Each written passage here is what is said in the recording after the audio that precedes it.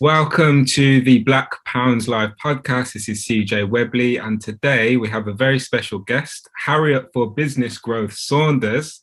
She has recently sparked up an amazing Instagram page where she is sharing all kind of insight about the business world and how you can access support. So Harriet, how are you? I'm excellent, thank you, CJ. Glad to be here. Glad to be having this conversation. Amazing, and we've spoken a lot over the past few weeks and months. Is it a month? I guess about a month. Yeah, months now. And you're very much involved in what we're doing or trying to achieve with the Black Pounds project. But it would be nice for some of our listeners to get a sense of who you are and what kind of work you do. Absolutely. So I work at the FSE Group, which is a fund management business with a passion for supporting and deploying finance to SMEs that want to grow and scale up and help drive them forward to their next stage of growth and development. So within that company, I am what's called a fund executive, which I typically do a lot of the reporting, the operations, the deal execution, the marketing, you name it. I probably get involved in a little bit of it. And really, the FSE Group is an alternative finance business, and it's there to provide funding for businesses that have struggled to obtain funding in the traditional way. So perhaps they've been turned down by a bank or something like that. So we provide that support to help them grow and help them scale. So in terms of like your day-to-day, activity at the FSE Group, what does that involve? Because I know you do a lot of stuff. Yeah, it's a great question. So primarily I'm helping the fund managers with the actual deployment of the funding and getting it out the door. So there's all sorts of paperwork, which is very exciting and glamorous, but I'm helping with a bit of that, liaising with clients to make sure that their kind of needs are being taken care of, and that everything's flowing along smoothly and along the deal's life cycle. I've just completed a whole series of events called the Festival of Funding, which was a series of webinars which you kindly, I think you've attended some, and you spoke at the Prince's Trust one, to help showcase some of the support on offer to for SMEs, particularly for entrepreneurs from underrepresented groups. So I've been doing a bit of marketing and events. And then probably the other side is I work I work with the data in the company. So managing the reporting for my team, and making sure the systems and the CRM systems are kept up to date. Again, very glamorous, but someone's got to do it. Yeah. That's kind of my day in a nutshell. Amazing. I mean, it sounds very, very kind of intense. It sounds like a very intense job. It sounds like you have to manage a lot of things.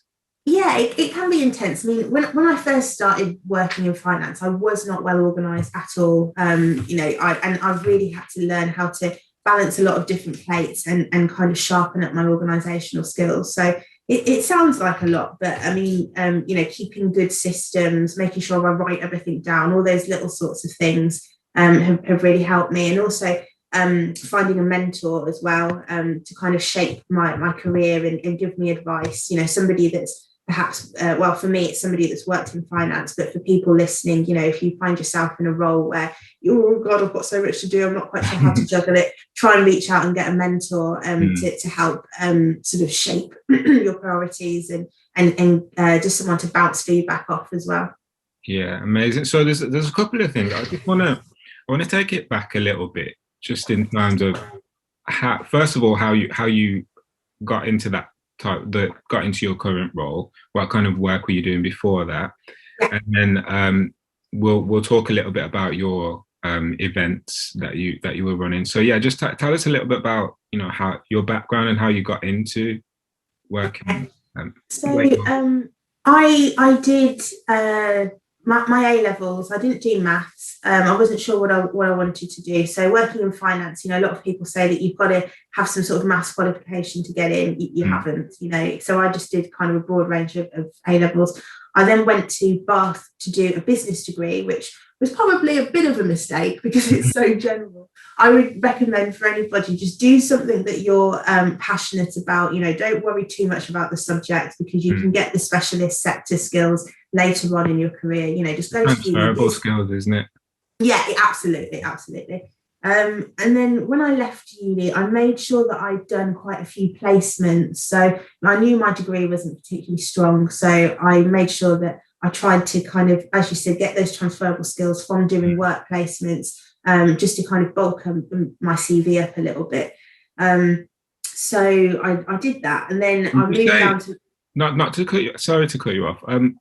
So because I really find it interesting about that whole kind of placement sort of thing, because I find that, I work with a lot of young people in my line of work, and a lot of them graduate, but they haven't got any like real tangible work experience. Like, what would you advise that, whilst people are at uni, that they do try and get some sort of placement or as much as possible. I mean, even if, let's say, if you can't find a paid placement, see what you can do volunteer wise, even if it's just for a sort of day or two here and there while you're studying. I think that getting that real work experience is essential. And also, you'd be surprised what a buffoon you are when you roll out of university. I mean, I kind of thought I was, I thought I was a little bit hot, but no, I didn't know anything. So going to do those first early workplace experiences and placements help to kind of, toughen you up and be more professional and more credible. So I really recommend it. There's all sorts of sites like Milk Round, which is an online one. So go on those graduate sites online and just apply for everything. It really is a numbers game when it comes to placements.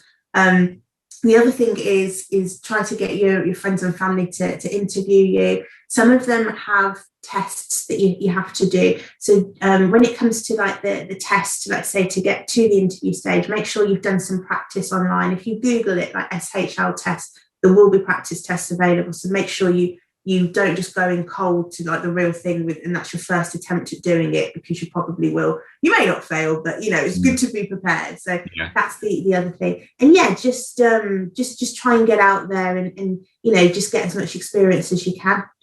Amazing. So just moving on then, fast forward. Yes.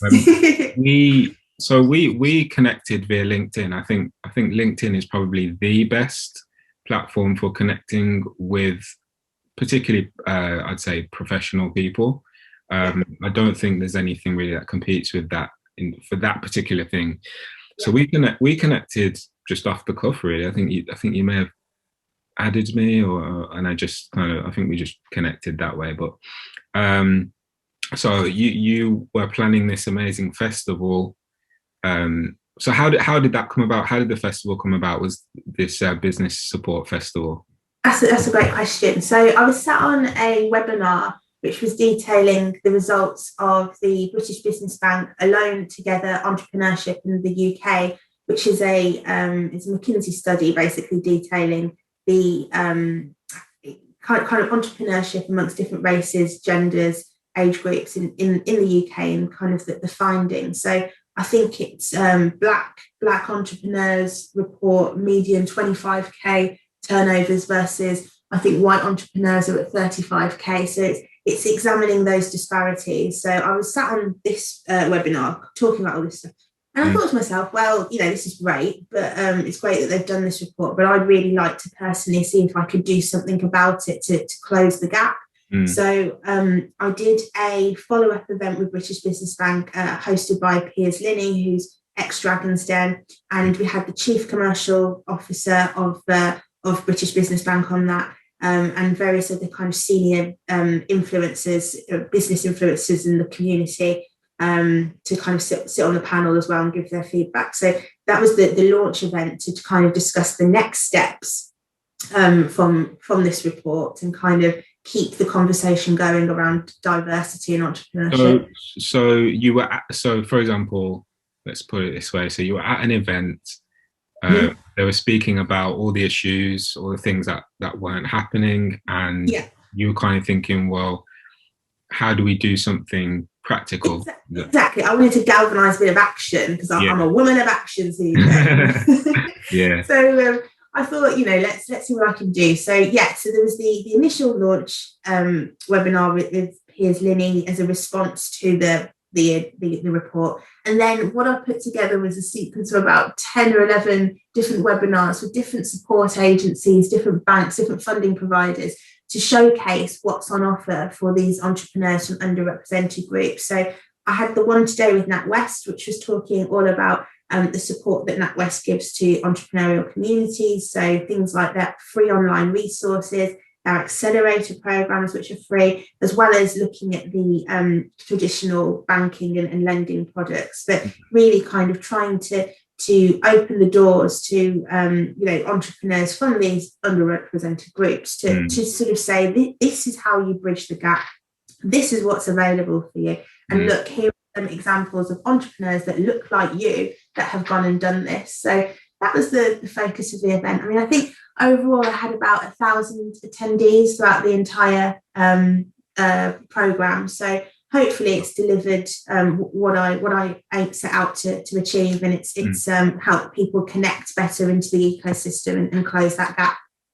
Amazing. So what would you say were some of the challenges, I guess, that of trying to promote this event? How did you go about doing that?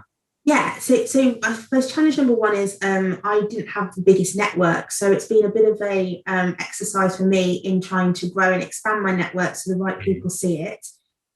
So that's, you mentioned LinkedIn, that's primarily professionals, and let's face it, it's you aren't really going to get that many of your diverse entrepreneurs if you just keep putting the same messages out on LinkedIn. It's not going to reach the target audience. So the main challenge was not only me having a small network, but the existing networks that we had at FSE and kind of in my sort of peer group, my immediate peer group, weren't the people I was trying to contact. So it was a bit of, I had to really try to make sure I was engaging with as many kind of people in the community that would be able to push out the message. So people like yourself, people from the Asian Business Chamber, for example, Ninda Jo Howell, who's very well respected as well, especially in the Asian business community. So you're kind of trying to build these relationships quickly with people to be able to push out the message.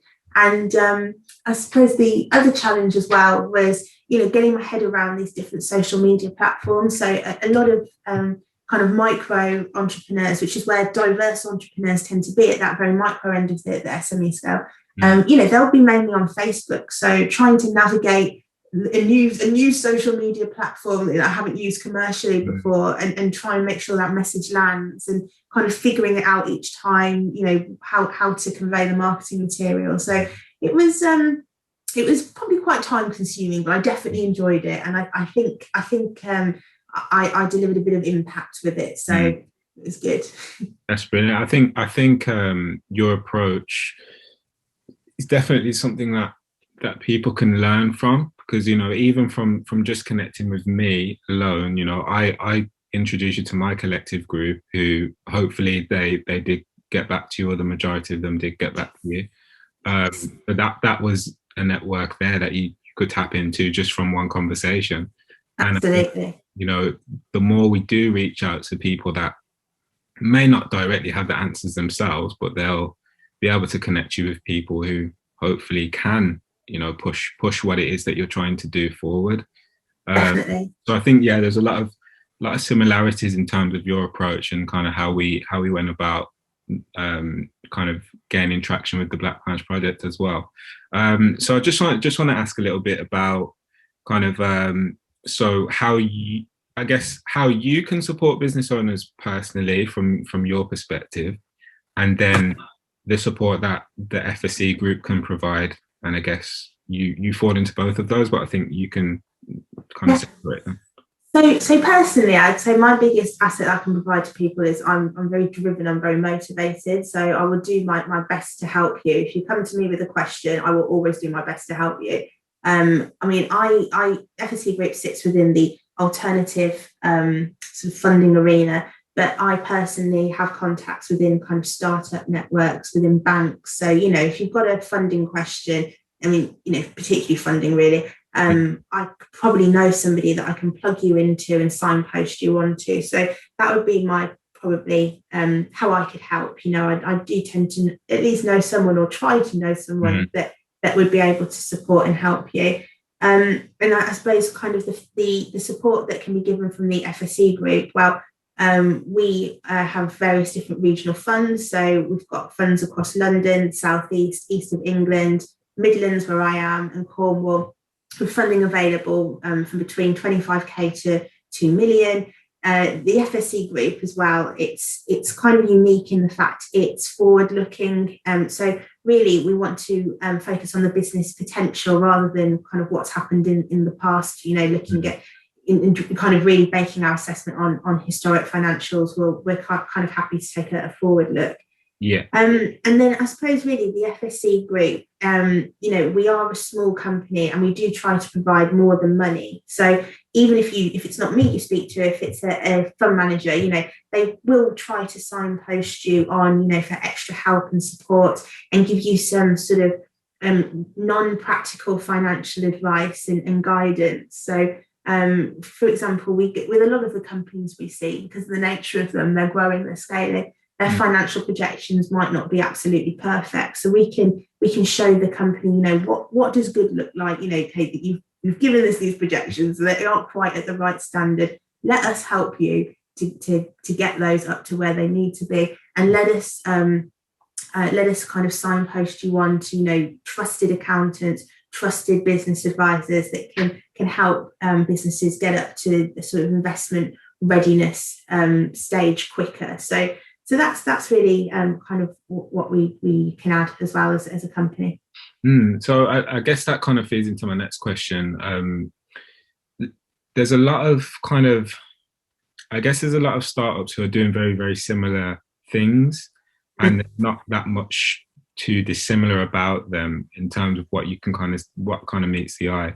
Because a lot of kind of branding is all about how it feels, how your kind of what your unique selling point is, I guess, and like what's been your experience of whilst you've been promoting this festival, like what's been your experience of the types of businesses that you've come across? That's a really great question. So I think that recently there's been a huge explosion in startups. I think probably the nature of the economy, people might have been made redundant or whatever, and they're thinking, right, the time is now to start my business. And some are better than others. So the ones that are kind of a good startup, I suppose, is well researched. So when they speak to me, they've got their business plan together. They've potentially got a cash flow forecast, and they're kind of prepared before they engage with a funder. A good start as well is someone that's always investing in themselves and kind of wanting to know more about the industry, isn't relying on other people to tell them, but is actually proactive and going out and finding and seeking the information, and kind of constant sort of self-improvement, really. I get people coming up to me with all sorts of crazy questions. I'm like, I can't tell you that. You need to go and do it for yourself. So that's it. And I think also as well, in terms of a good startup, is someone that's well networked. A lot of these startups, I guess it's probably due to lack of confidence maybe, but they kind of operate in total isolation, and really, you've got to be out there, you've got to be speaking to people, you've got to be getting yourself plugged into the ecosystem and engaging with the business support services. So there's kind of differences between those are the differences between the ones I think that are going to make it and the ones that are going to fizzle and burn out in a couple of months' time. That's a really good point. Just from the businesses that have approached us as well, a lot of them, I think it might be a cultural mindset as well, that a lot of people want to hide behind their brand essentially, and they want to kind of say, that's my product, that's my service, but they kind of want to keep themselves separate from that. And I think it's very difficult at the beginning stages to generate. I experienced it myself. It's difficult to generate that traction unless you're going to kind of put yourself forward to connect with people as well. I couldn't agree more. Yeah, I think a lot of people, the nervous entrepreneurs, no one is going to steal your business plan. No one cares. Really. And if you are a bit concerned about that, then just make it brief, make it super brief, so it's almost a bit more of a pitch deck than a business plan. Don't put all your detailed financials in and whatnot.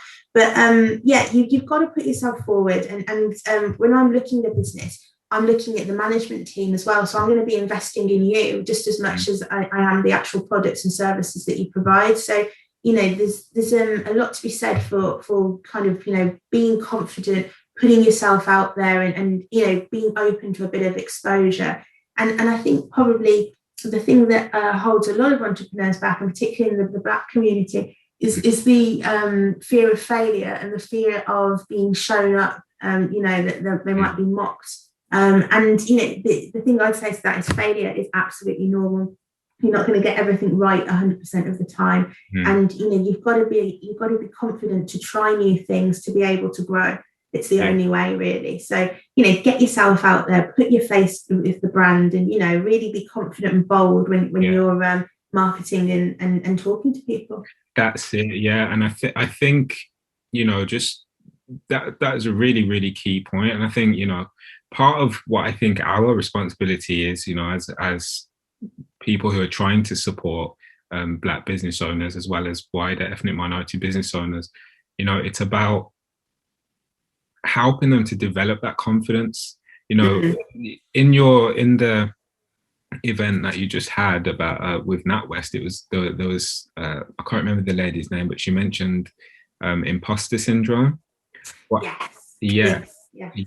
But I think what feeds into that as well is there's almost a uncomfortability in being in certain spaces. So it's because we don't feel like an imposter when we're in spaces that we're comfortable with. But when because a lot of people, when I speak on the phone to them, saying what we provide, and they're asking, how can you support me? This is what I want to do. There's confidence there. They're not kind of shy about telling us what it is that they want to do. They may be a bit misguided in how to go about that, but there's a quiet confidence there. And I think when business owners enter into certain spaces, I think that confidence sometimes gets lost. I think part of what we can do in our roles is help business owners to build and develop that trust. Help organizations to allow business owners to feel comfortable in their spaces, and they won't feel necessarily like imposters. And I think that only comes from being more present, to be honest. So don't be afraid to take up space in these accelerators. You are wanted, and you have every right to be there. And I think you have to really firmly believe that as well. That why shouldn't it be you? Why shouldn't you put yourself out there? What's limiting you? And I think that the imposter syndrome is a real thing, but the way that I've found to kind of get over that is by increasing my exposure, by doing things that I don't really want to do, but just trying to push myself. And 9 times out of 10, they're absolutely fine. And when you kind of do more things, and you can learn from them, it will make you a better entrepreneur. And also, I mentioned it before, but by networking, and the more you can get out there, the more people you can meet, the more credible you'll feel in yourself, because you'll know that you are valued, and people do want your time and your experience and your expertise. So just keep going, I think, is probably the message on that one. So I get a lot of emails. Probably the majority of my emails are saying, how do I get a loan, or how do I get a grant? Is there too much focus on that at the early stages? Should there be more of a focus on developing, as you said, that business plan, that strategy, and then thinking about looking at some sort of investment? I think so. The way that I look at it is I would first try to work out sort of how much funding am I going to need between years 1, 2, and 3. So that would be the first thing. Before you even start to think about what type, just think about what it is you want to do and how much you think you're going to need to be able to do that, and try not clearly articulate the spend as well. My advice is don't be too optimistic. Nobody wants to spend cash and waste cash, but equally, if you're not realistic in your assumptions, you might find yourself facing cash shortages later on, or possibly running out of money. So that would be the first thing. And then secondly, I think is once you've kind of worked out how much you need, and there's no right or wrong way. I mean, there's lots of things you can do. creatively for free, online. But really to unlock the key to growth, bigger premises, more staff, more equipment, there will have to be some investment somewhere. So it's just good. It's good to be upfront with that. But then you need to think about the kind of instrument you want. Now, a lot of people like the idea of grants because it's perceived as money for free. So I would say it's not. It's normally matched funding. So you have to put in, let's say, £200 to get £200 of grant funding. So just be careful of thinking that it's just going to be purely free money, because in some cases it's not. And grants aren't necessarily going to be a viable long-term option. So let's say if you get some innovation vouchers, that's £2,500. Well, that will see you for maybe a couple of months, but what do you do after that? So it's about kind of trying to work out a funding strategy that benefits you not only now but in the future, and making sure you've planned the amount of time that you need to be able to secure that funding. So with grants, there's lots of paperwork that you need to fill in, lots of things you need to evidence. So, it's not going to be you apply and it drops in your bank account next day. So you need to make sure that you're timing out you're timing out the time to acquire the funding as well. I guess just try to be as honest with yourself and realistic as possible. I mean, that's probably the number one thing when it comes to funding. Just don't be over optimistic, because it doesn't make you look credible. And I think we touched on it briefly earlier, but is it important for business owners to really try and establish a team that they're working with, people that believe in what they're doing and their products? Because I can say from personal experience, having a team of people that I know are sharing a common goal has really supported me in moving this forward, because there's skills that I don't have that other people do. That's absolutely.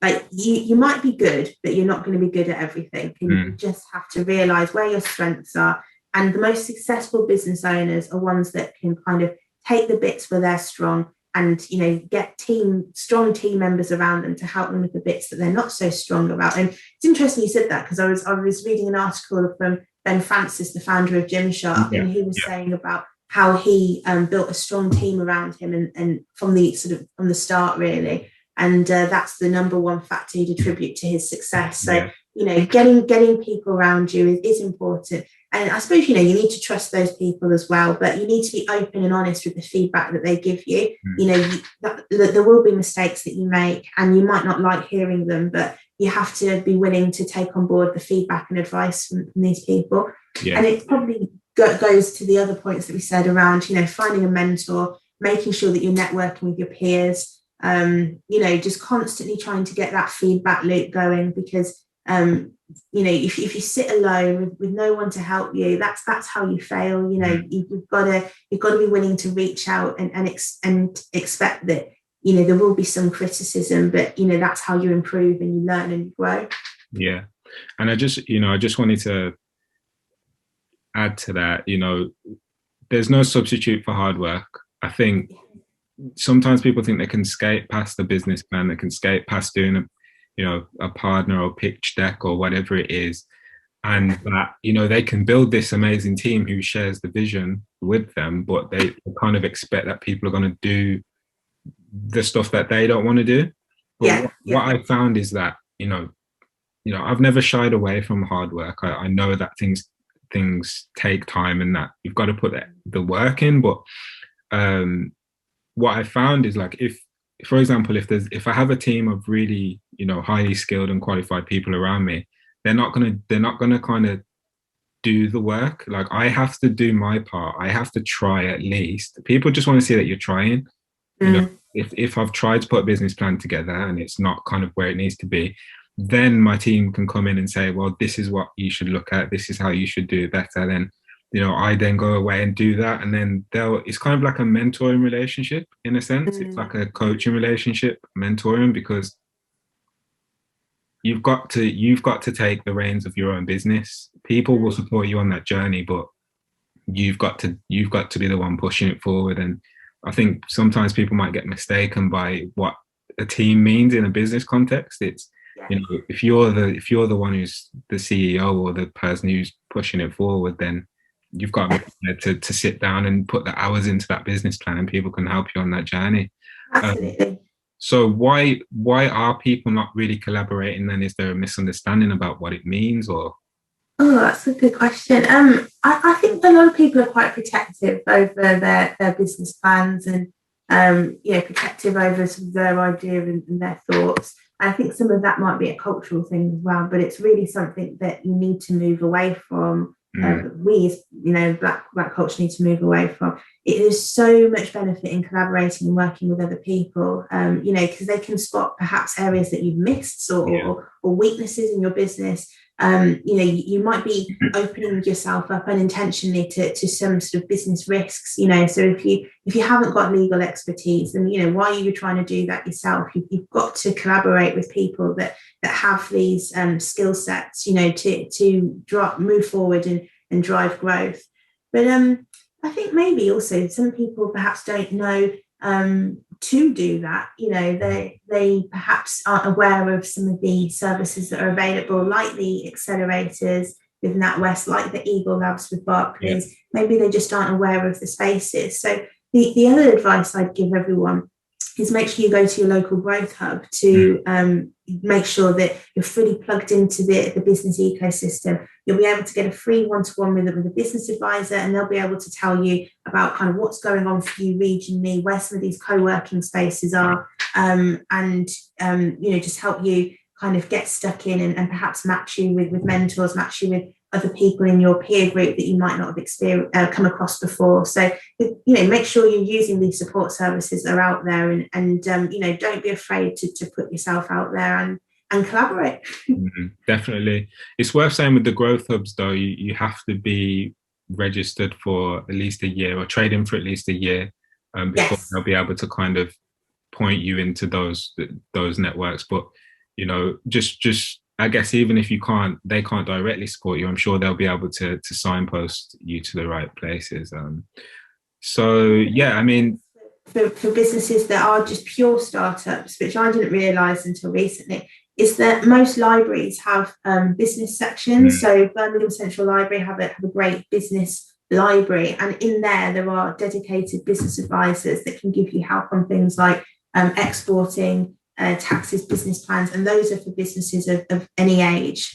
So if you get if you are younger than 12 months, make sure you go and check out your library. Although it sounds a bit naff, they do have quite a lot on.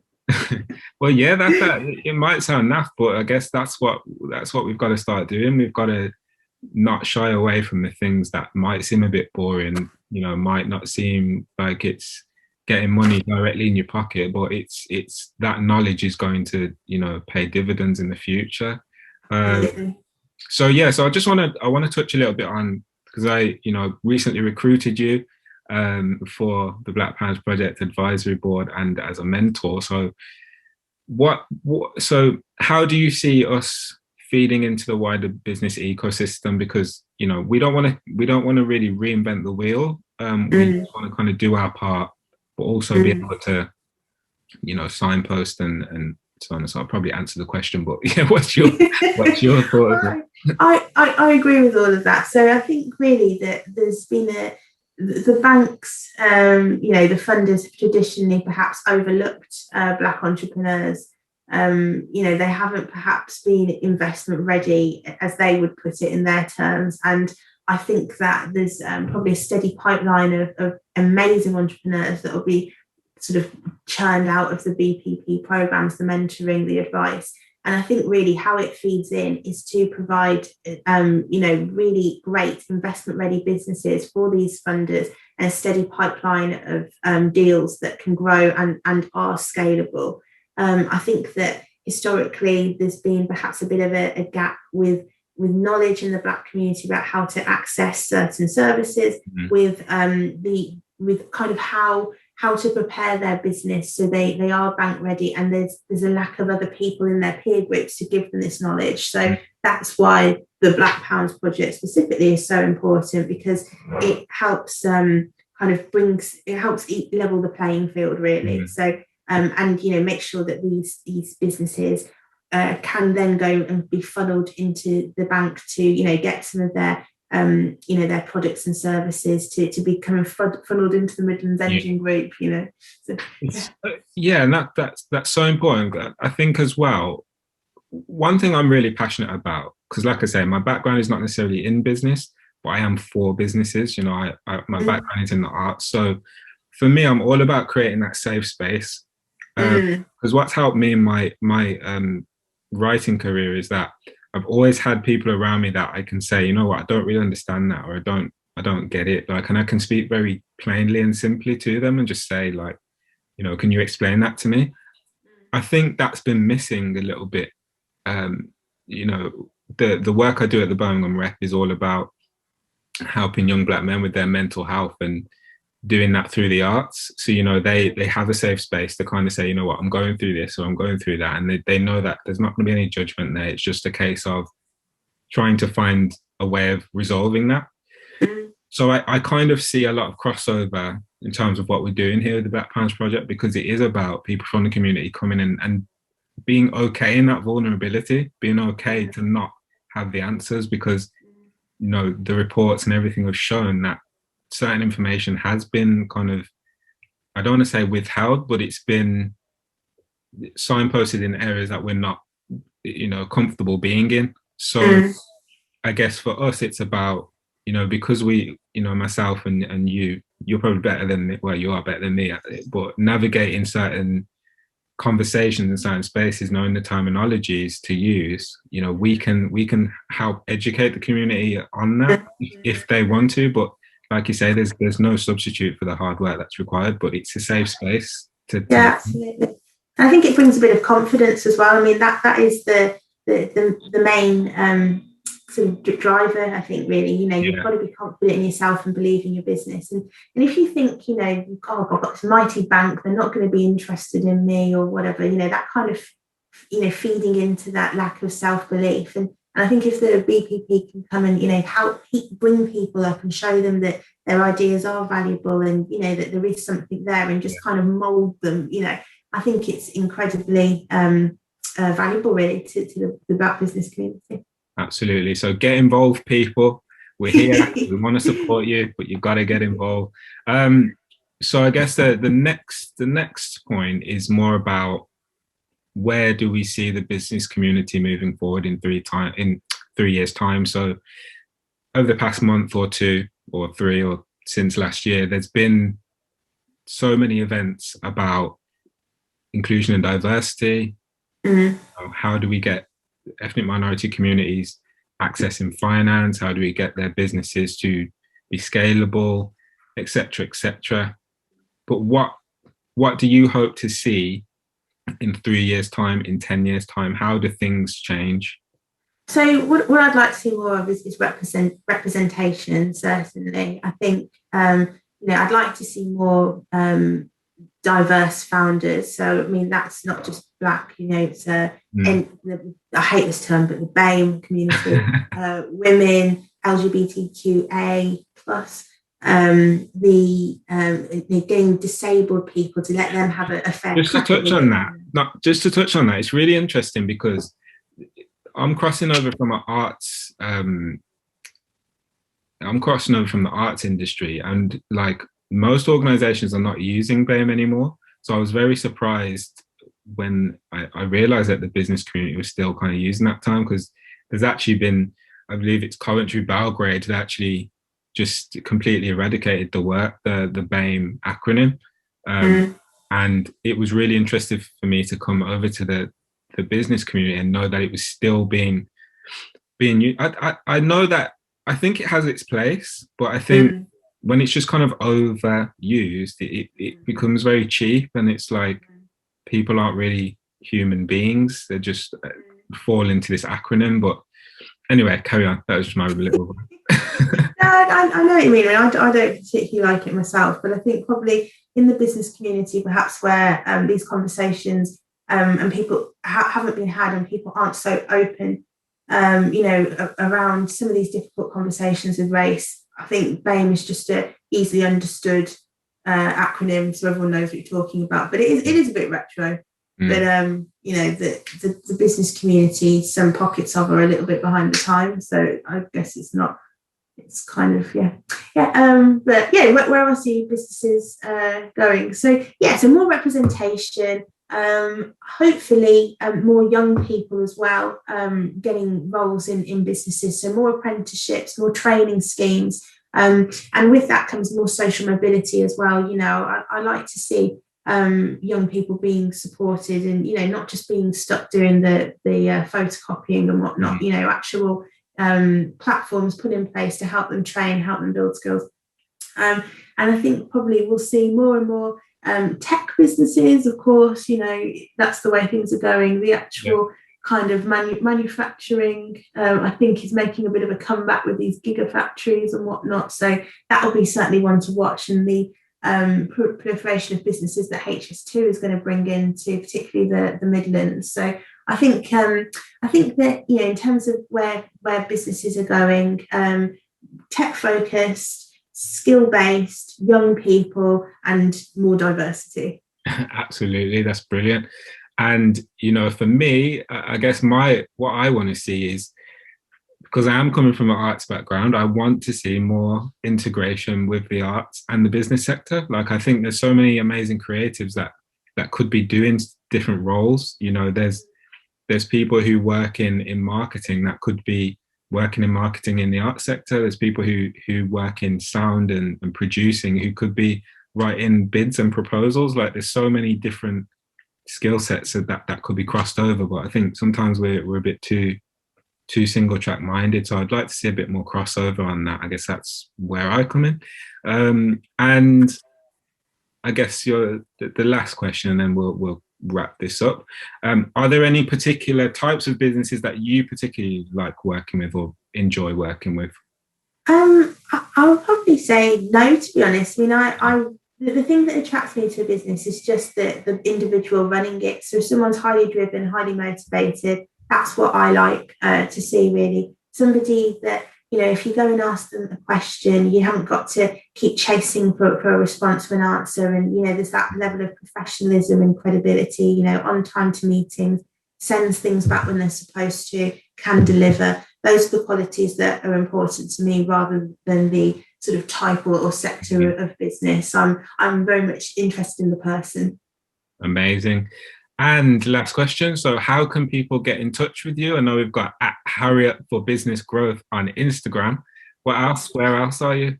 So I'm on LinkedIn, Harriet Saunders. You can drop me an email, which is harriet.saunders@thefsegroup.com. I've got a Facebook, which is, that is a very good question. Now I've said that. Hang on, I can't remember. Harriet Claire, isn't it? Is it Harriet Claire? That's my personal. Oh, sorry, I was just giving out your personal. Ignore that, guys.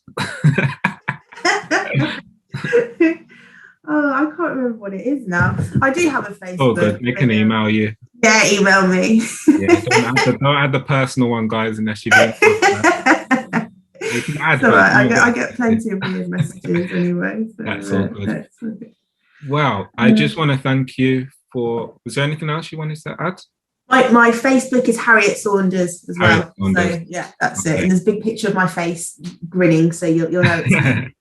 Okay, fantastic. So that is Harriet Saunders, Harriet for Business Growth. Thank you so much for joining us today, and I hope you have a wonderful evening. Stay tuned for next week's episode, which I have not recorded yet, but it will be someone fantastic, because I only interview fantastic people.